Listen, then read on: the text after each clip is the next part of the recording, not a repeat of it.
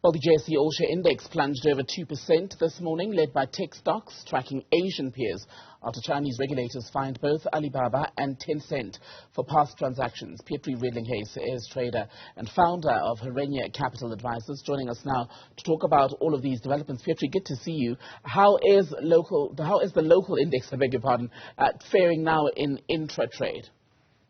Good afternoon. Thank you for having me. I mean, it's a tough start to the week, really. We were down quite a bit more than we are now. Market has recovered since it's opened, but we're still down around 1.5% on the top 40 index. And this is on the back of, well, a number of things, really. One of the major, I think, sort of contributors to today's poor performance is that there are some fears around another lockdown in China. So we're seeing particularly the commodity stocks really sort of coming under the hammer. Impala down 5.3, Anglo-American down 5.6. So the sort of commodity-facing companies, which we know has a very big influence on our market, really coming under a little bit of pressure on the back of those sort of Chinese lockdown fears. But on the retail side of the world, you know, retail is doing relatively well. ShopRite, one of the big leaders of the day, 1.3% higher. Woolies also positive, and Anheuser-Busch InBev also on the positive side. So most of the market under pressure, but little pockets of green here and there, I guess. It's going to be a tough week, I think. A lot of sort of news flow coming out, particularly local news for us as well. And earnings season in the US is also due to start relatively soon, so a bit of uncertainty in markets still. But yeah, I guess, you know, off to a poor start. We can only hope for recovery for the rest of the week. Speaking of the rest of the week, gold is still flat while bullion prices remain below $1,753 about, US dollars that is. Do we expect that to continue for the week, and what's driving it? Well, this is actually a discussion we were having a little earlier. So with all the risk in the market, one would expect that the gold price performs a little better, although it has really sort of come under quite a bit of pressure last week. If you look at, I think it was on, let me just pull up my charts here.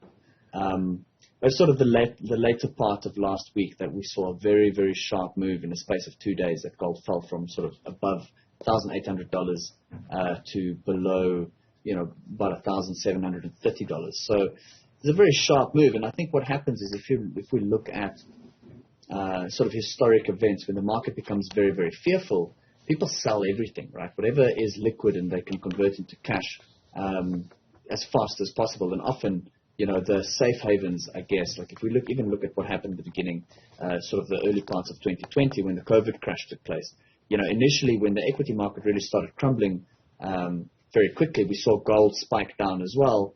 And then only later, a few weeks sort of later or a month or so later, did gold start to recover very quickly and equities were still under pressure. So this could just be a sign of elevated fear. But also, you know, gold is going to trade sort of on the back of inflation expectations.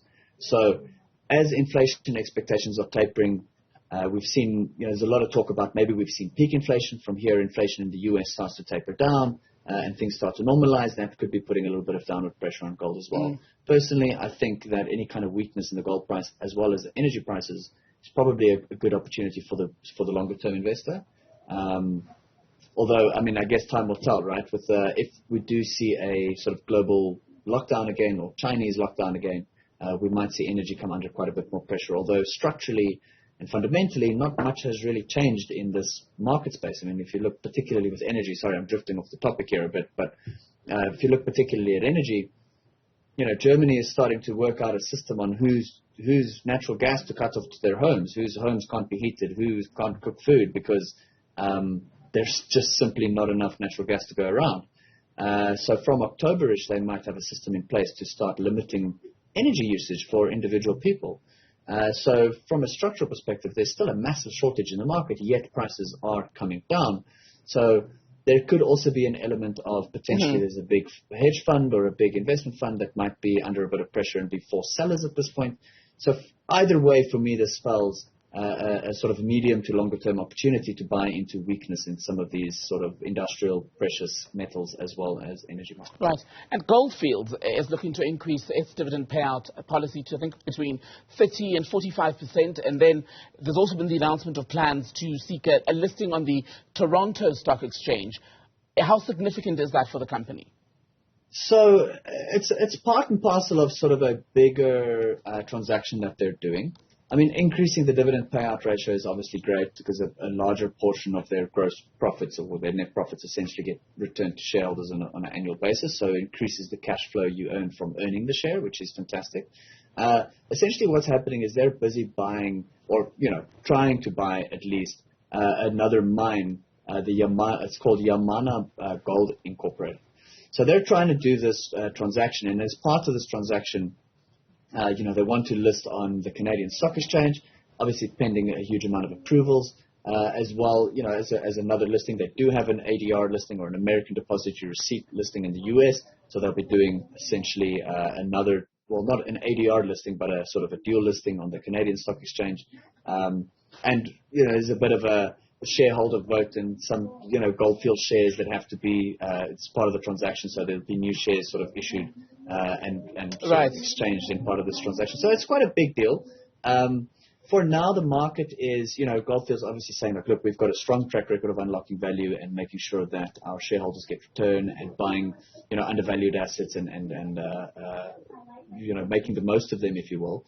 And they're looking at a sort of 10 to 15-year life of mine, low cost, high yield mining operation that they believe will add a lot of value. The market, however, isn't as bullish as what they are, I suppose. And we can see ever since they sort of announced the plan, that their share price has been under a bit of pressure, but also contextually, so has the gold price under quite a bit of pressure as well. So I think in the longer term, it probably is a good move. Okay. I mean, they're right. They do have a good track record of finding good assets and buying them at good prices. I think we just probably have to be somewhat patient. And it's interesting to me how, and also a bit sad, I suppose, how South African mining companies are all slowly getting rid of the local assets and finding better assets in other countries. So I guess that is a bit of a worrisome sort of dark cloud for our economy in the longer run. Right. We've got about, in the meantime, for shareholders, it's probably a good move. Pardon me, we've got about a minute to wrap, and there's something I quickly wanted to squeeze in because we're looking ahead this week to manufacturing output and retail trade sales data that we're expecting. How is South Africa's second quarter performance going to look, do you think? Well, okay. So for the manufacturing production year on year, consensus is for it to be negative 1.6% or a contraction of 1.6%. The previous number came in at negative 7.8, which was terrible. So I think that will definitely be better than previous. But somewhere between consensus and forecast, you're kind of ranging between 1.6 and 3.4% negative. I think we should come in better than that. I'm curious to see how bad the recent spate of load shedding has affected manufacturing. Retail sales, I'll be honest with you, I'm not really too sure what to expect. Yes, GDP is up, but so is unemployment, so more money in the hands of fewer people. So I'm not sure that retail sales would have recovered that well. And then on Thursday, we've also got the gold mining production. So last time, the market's kind of expecting the year-on-year number for May to come in at something like negative 30% on gold mining. So anything better than that is going to be good for the gold miners, I think. So big data this week. I think I'm cautiously optimistic, but I'm not too sure that we're going to see much growth in manufacturing production.